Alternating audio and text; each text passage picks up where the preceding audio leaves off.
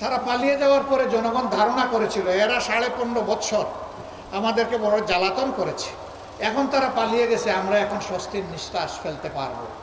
কিন্তু না, তারা পালিয়ে গিয়েও দেশকে অস্থির করার জন্য মাঝে মধ্যেই উস্কানিমূলক কর্মকাণ্ড করে থাকেন। সেই রকমই একটা উস্কানি 2-1 দিন আগে তারা দিয়েছিলেন। এদেশের মানুষের হাজার হাজার মানুষ যারা খুন হলো, গুম হলো, যারা রক্তাক্ত হয়ে পঙ্গু হয়ে এখন হাসপাতালের বেডে কাতরাচ্ছে, সেই সময় আপনারা আবার উস্কানি দেন, এইটা কি বাংলাদেশের মুক্তিপাগল মানুষ সহ্য করবে?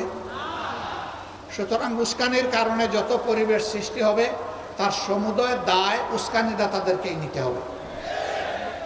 এখন আমরা কি করতে চাই? আমরা চাই এমন একটি বাংলাদেশ আমরা গড়ে তুলব ইনশাআল্লাহ, যদি আল্লাহ তাআলা আমাদেরকে সেই শক্তি দান করেন। যদি দেশের মানুষের ভালোবাসা এবং সমর্থনে আমরা এই দেশের মানুষের খেদমত করার, সেবা করার সুযোগ পাই, তাহলে সর্বপ্রথম আমরা হাত দেব শিক্ষা ব্যবস্থায়। কারণ ওই শিক্ষার ব্যবস্থা নেই।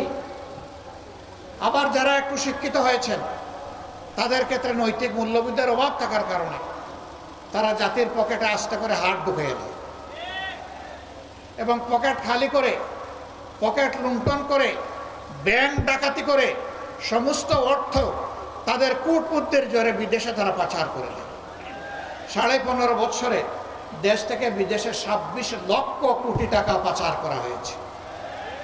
তারা দেশে থাকা অবস্থায় অনেক সুন্দর সুন্দর কথা বলতেন। কারো কারো কথা শুনে মনে হতো তিনি বোধহয় এ যুগের তাপসী রাবিয়া, কারো কথা শুনে মনে হতো তিনি বোধহয় হাসান বসরি।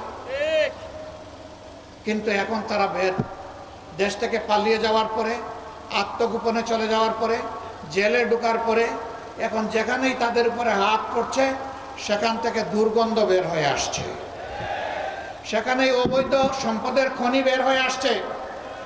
সরকারের কাছে আমাদের স্পষ্ট দাবি, এরা যত টাকা জনগণের চুরি করে দেশে কিংবা বিদেশে জমা করেছে, পাচার করেছে, সবগুলো উদ্ধার করে রাষ্ট্রীয় কোষাগারে ফেরত আনতে হবে এবং সেই টাকা দিয়ে জনগণের সুষম উন্নয়ন করতে হবে।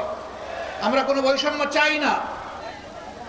আমার আরো অনেক আগে বাংলাদেশ জামাতে ইসলামের একজন আমির ছিলেন,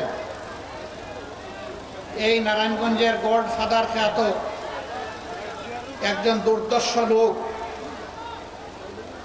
মহাসড়কের পাশে 72 ফুট লম্বা একটা ব্যানার টানিয়ে রেখেছিলেন। উনি সেই ব্যানারে লিখেছিলেন অমুকের প্রবেশ নারায়ণগঞ্জে নিষিদ্ধ। আরেক ধাপ এগিয়ে তিনি জেলা প্রশাসক এবং জেলার পুলিশ সুপারের উপস্থিতিতে একটা সভায় বলে রেখেছিলেন, ডিসিএসপি সাহেব, আমার নামে খুনের একটি অগ্রিম মামলা দায়ের করে রাখেন। আমি অধ্যাপক গোলাম আজমকে খুন করতে চাই। আলহামদুলিল্লাহ, স্বৈরাচারী সরকারের জুলুমের শিকার হয়ে কারাগারে তিনি থাকা অবস্থায় দুনিয়া থেকে বিদায় নিয়েছেন, কিন্তু গডফাদারের সুযোগ হয় নাই সরাসরি তাকে খুন করার। এই অধ্যাপক গোলাম আজম সাহেবকেই তিনি নিষিদ্ধ ঘোষণা করেছিলেন নারায়ণগঞ্জের মাটিতে। যে ভাই নিষিদ্ধ ঘোষণা করেছিলেন, আজকে তিনি কোথায়? তিনি কি নারায়ণগঞ্জে আছেন? অহংকার ভালো জিনিস নয়। গর্ব অহংকার করতে নাই, দাম্ভিকতা দেখাতে নাই, ক্ষমতার জোরে ছড়ি ঘুরাতে নাই, মানুষকে খুন করতে নাই, সন্ত্রাসকে প্রশ্রয় দিতে নাই, সন্ত্রাসীদেরকে লালন করতে নাই। এই কাজগুলো যারা করেন দুনিয়ায় তারা তাদের করুণ পরিণতির একটা অংশ ভোগ করেন এবং আখিরাতে আদালতে at the day of final judgement Allah তাআলা তাদেরকে শুলে চড়াবেন। সেই শুলটা বাংলাদেশের বিভিন্ন দেশের বিদ্যমান শুলের মতো নয়, সেটা আগুনের মহাকুণ্ড। আল্লাহকে ভয় করুন, দাম্ভিকতা অহংকার পরিহার করুন, তওবা করুন, আগে মানুষ হন তারপরে মুমিন হন। বাংলাদেশের সংবিধান সকলকে সমান অধিকার দিয়েছে, সাংবিধানিক অধিকার। কিন্তু আশ্চর্যের বিষয়, কষ্টের বিষয়, 54টা বছর এই জাতিকে বিভিন্নভাবে ভাগ বিভক্ত, টুকরা টুকরা করে রাখা হয়েছিল। এই কাজটা সুকৌশলে আওয়ামী লীগ করেছিল। তারা প্রথমেই পার্বত্য এলাকার লোকদেরকে উস্কাই দিল। নেতা বললেন, বাংলাদেশে যারা বসবাস করে তাদের সকলের একমাত্র পরিচয় তারা বাঙালি, এখানে যারা থাকবেন বাঙালি হয়ে থাকতে হবে। পার্বত্য চট্টগ্রাম তার এই কথায় প্রতিবাদে গর্জন করলো, অস্থির হয়ে উঠল যে আমরা বাঙালি নই, আমরা পাহাড়ি। তিনি একটা বিভক্তি প্রথমেই টেনে দিলেন। সেই যে পার্বত্য চট্টগ্রাম অশান্ত হলো, আজ পর্যন্ত আর শান্তি ফিরে আসে না। শান্তি বাহিনী নামে একটা বাহিনী গঠন হলো, তাদের হাতে 10,000 সামরিক কর্মকর্তা এবং আমাদের সৈনিক নিহত হলো, সাধারণ মানুষ নিহত হলো। এমনকি তারা নিজেদের মাঝে আবার বিভিন্ন গ্রুপে বিভক্ত হয়ে নিজেরা নিজেদেরকে খুন করলো। সেই যে খুন ঝরা শুরু হলো, সেই খুন ঝরাটা এখন অব্যাহত থাকে। স্বাধীন দেশে একজন নাগরিক, সংবিধান তাকে যে কয়টা মৌলিক অধিকার দিয়েছে, সব কয়টি অধিকার এই দেশে নিশ্চিত হবে। শাসন ক্ষমতায় যারা যাবে তাদের অধিকার নিশ্চিত করা ওদের দায়িত্ব। এটা কোনো দয়ার দান নয়। তার বাঁচার অধিকার, তার সম্মান রক্ষার অধিকার, বিচার পাওয়ার অধিকার, স্বাস্থ্যসেবা পাওয়ার অধিকার, তার সন্তানের শিক্ষা পাওয়ার অধিকার, মানুষ হিসাবে মর্যাদার সাথে বেঁচে থাকার অধিকার, তার কাজের অধিকার, সব কিছু তার হাতে তুলে দিতে হবে। এটাই হচ্ছে স্বাধীনতার মূল চেতনা।